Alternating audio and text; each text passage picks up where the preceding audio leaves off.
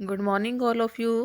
बच्चों, आज हम करेंगे आपके हिंदी की व्याकरण की बुक का लेसन नंबर 24, अपठित बोध। जैसा कि आपको पता है कि आपके सिलेबस में अपठित गद्यांश आने हैं, वो आज हम करेंगे। अपठित अपठित का मतलब होता है बच्चों जो पहले कभी ना पढ़ा गया हो, और गद्यांश का मीन्स होता है गद्य का भाग। ऐसे गद्यांश जो आपकी पाठ्य पुस्तक के ना हो। ये जो गद्यांश होते हैं बच्चों, ये किसी भी कहानी में से, किसी भी निबंध में, लेखक में से, लेख में से और जीवनी में से हो सकते हैं। इनमें से एक गद्यांश दिया जाता है, एक पहरा दिया जाता है, फिर उसमें से कुछ क्वेश्चन पूछे जाते हैं जो कि हमें सॉल्व करने होते हैं। इसको करने से पहले दो बातों का ध्यान रखना है बच्चों। एक तो गद्यांश को 2-3 बार पढ़ना है ध्यान से, फिर उसके प्रश्नों को पढ़ना है और फिर उसका उत्तर उस पैरे में से हमें छांटना है। ठीक है, जैसे कि हम फर्स्ट करेंगे। देखो गद्यांश नंबर 1। युवा शक्ति किसी भी देश का प्राण और भविष्य होती है। जिस देश की युवा शक्ति भटक जाती है, उस देश को अवनति के गर्त में गिरने से कोई नहीं बचा सकता। दुर्भाग्यवश आज भारत की अधिकांश युवा शक्ति दिशाहीन है। अपराधियों की सूची में युवाओं की तादाद अधिक है। लूट खसोट, डाकाजनी, चोरी, बलात्कार, हत्याकांड आदि में अधिकतर युवा वर्ग ही लिप्त पाया जाता है। यहाँ का अशिक्षित युवा वर्ग तो दिशाहीन है ही, और शिक्षित युवा वर्ग भी दिशाहीन है।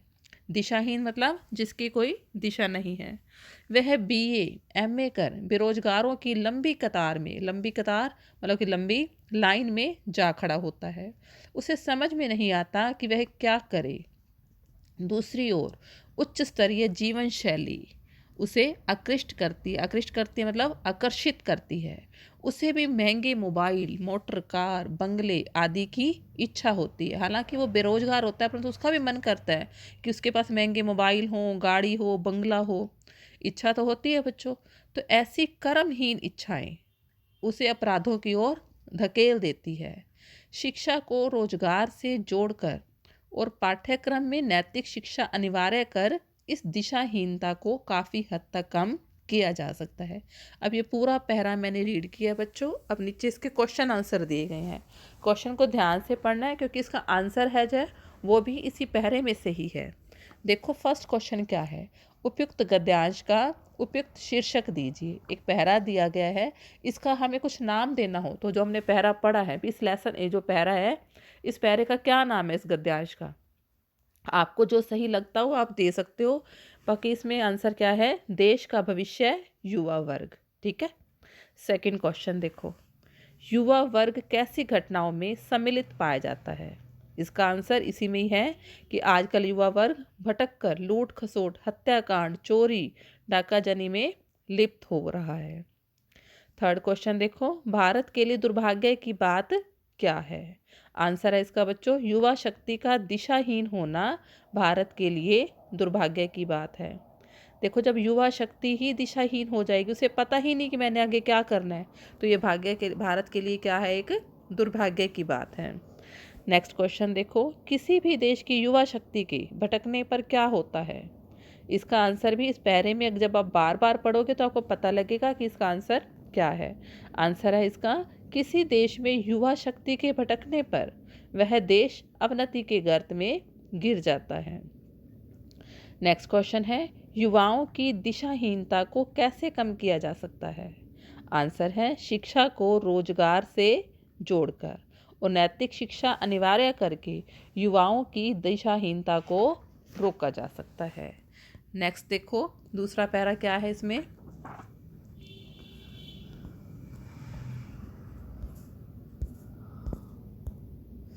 सेकंड पैरा देखो, मनुष्य का जीवन संसार के छोटे बड़े प्राणियों और पदार्थों में श्रेष्ठ माना गया है। वह इसलिए कि मनुष्य बड़ा बुद्धिमान और कल्पनाशील प्राणी है। अपने विचारों के बल पर ही वह जो चाहे कर सकता है और बहुत ऊंचा उठ सकता है। परंतु विचार सच्चे, सादे और पवित्र होने के साथ साथ मनुष्य के व्यवहारिक जीवन से संबंध रखने वाले होने चाहिए।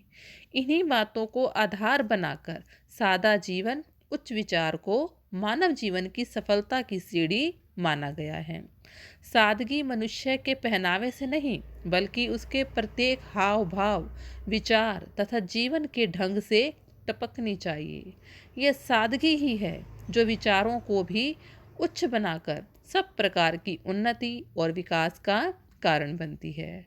संसार का इतिहास इस बात का गवाह है कि आरंभ से ही सादगी पसंद व्यक्ति ही जनता को उच्च विचार देकर उन्नति और विकास की राह प्रशस्त करते आ रहे हैं। महात्मा बुद्ध, संत कबीर, गुरु नानक, महात्मा गांधी, डॉक्टर राधाकृष्णन, विनोबा भावे आदि इस तथ्य के प्रत्यक्ष प्रमाण हैं। इसका फर्स्ट क्वेश्चन है बच्चों, गद्यांश के लिए उपयुक्त शीर्षक। आप अपनी तरफ से कुछ लिख सकते हो, सादा जीवन, उच्च विचार, कुछ भी, ठीक है। सेकंड क्वेश्चन देखो, मनुष्य का जीवन श्रेष्ठ क्यों माना जाता है? मनुष्य का जीवन श्रेष्ठ माना जाता है क्योंकि मनुष्य बड़ा बुद्धिमान और कल्पनाशील प्राणी है। नेक्स्ट क्वेश्चन देखो, उन्नति करने के लिए मनुष्य के विचार कैसे होने चाहिए? आंसर है, उन्नति करने के लिए मनुष्य के विचार सच्चे, सादे और पवित्र होने के साथ साथ व्यवहारिक जीवन से संबंधित होने चाहिए। बच्चों, ज़रूरी नहीं है कि जो इसमें है आपने वही आंसर लिखना है, आप अपनी तरफ से भी इसमें कुछ ऐड कर सकते हो जहां आपका दिमाग काम करता है, ठीक है, जितना आप इसमें से बना सकते हो। नेक्स्ट है, उन्नति शब्द का उचित विलोम शब्द। उन्नति का उल्टा शब्द होता है बच्चों अवनति। आगे है, महान है जो आत्मा में, कौन सा समास है? आंसर है इसका बच्चों कर्मधारय समास। थर्ड पैरा देखो,